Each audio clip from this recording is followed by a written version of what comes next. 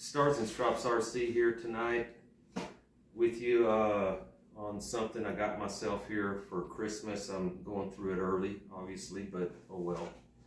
Got to make sure everything works, right? Freewing plug-and-play T-33 shooting star. It's an 80mm EDF with a 9-blade fan, 3658 1920 kV brushless in-runner. Metal trunnion landing gear. It has the split flaps. It's a 1350mm or 53-inch wingspan. The length on it is 1200mm or 47 inches. Flying weight 2300 grams. It's got a 100 amp ESC in it with a 5 amp BEC, and it calls for a 6S 4000 to 6000 milliamp pack. I'll probably use a 5200. That's what I've got. But I wanted to see what's in the box. I haven't looked at it yet. I haven't looked at it out of the box anyway. But you got your instruction manual here.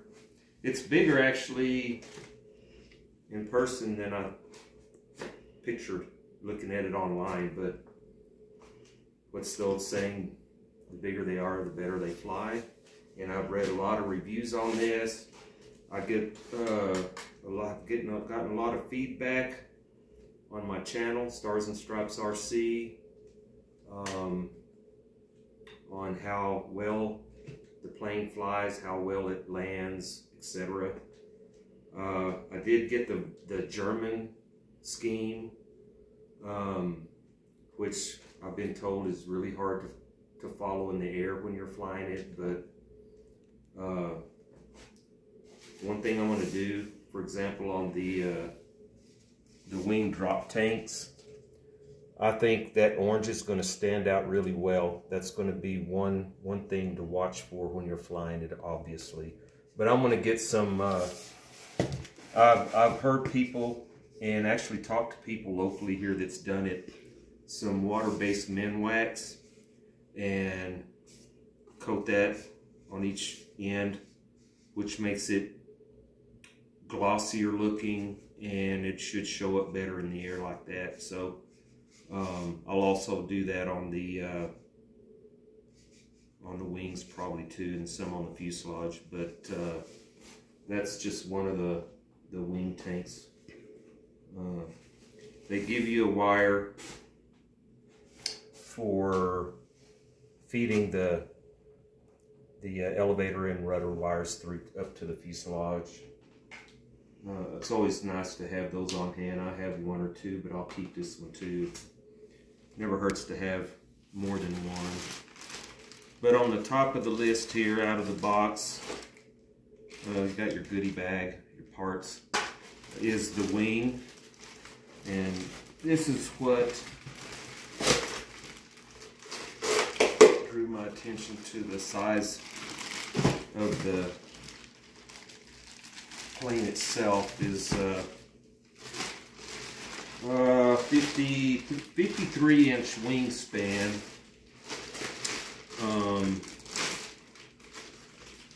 which is gonna just make it a lot easier flying and landing and everything. It's just, the bigger the wing, the better, I think. That's always been my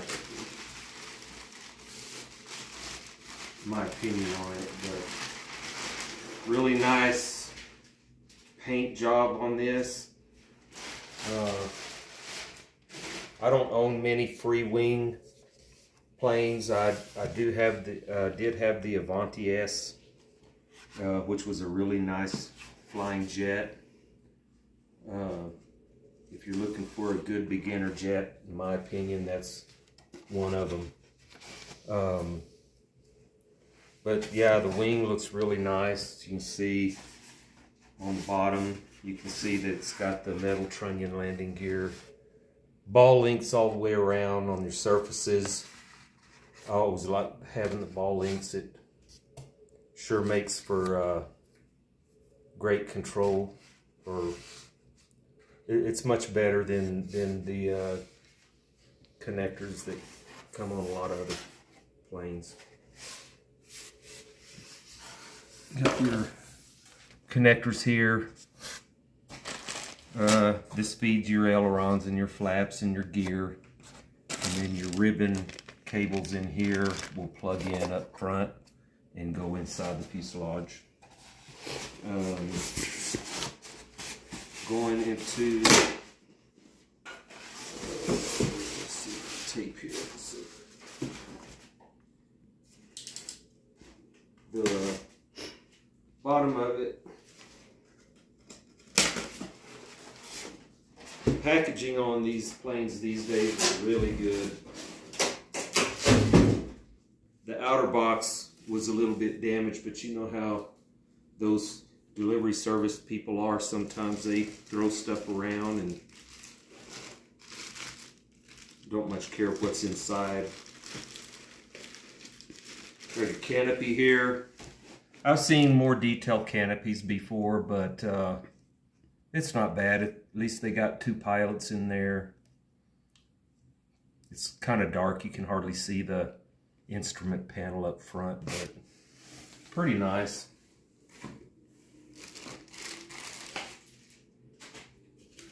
Your other wing tank.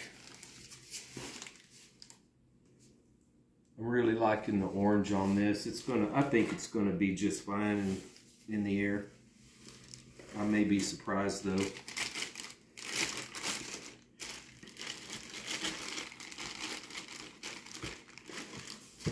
Let's see. Your rudder.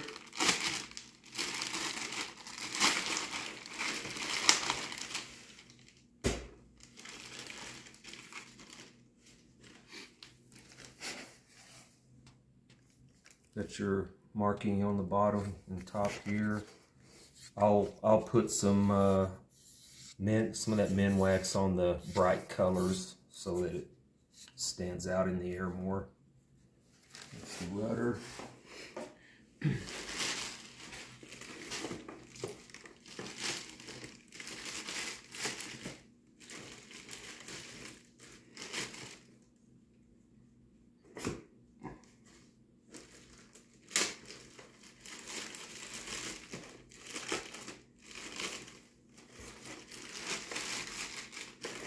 The elevator, basically, it doesn't have any color to it other than the green. Looks like a gray color on the bottom. It is a dual aileron or dual servo setup for the elevator, which is really nice. And it's also, note, on all the surfaces they do have those pin type hinges, plus your EPO hinge, so it'll be really strong. I like seeing those pin hinges in these nowadays. The fuselage is big. What I say, the length was 47 inches, so it's going to be a nice big plane.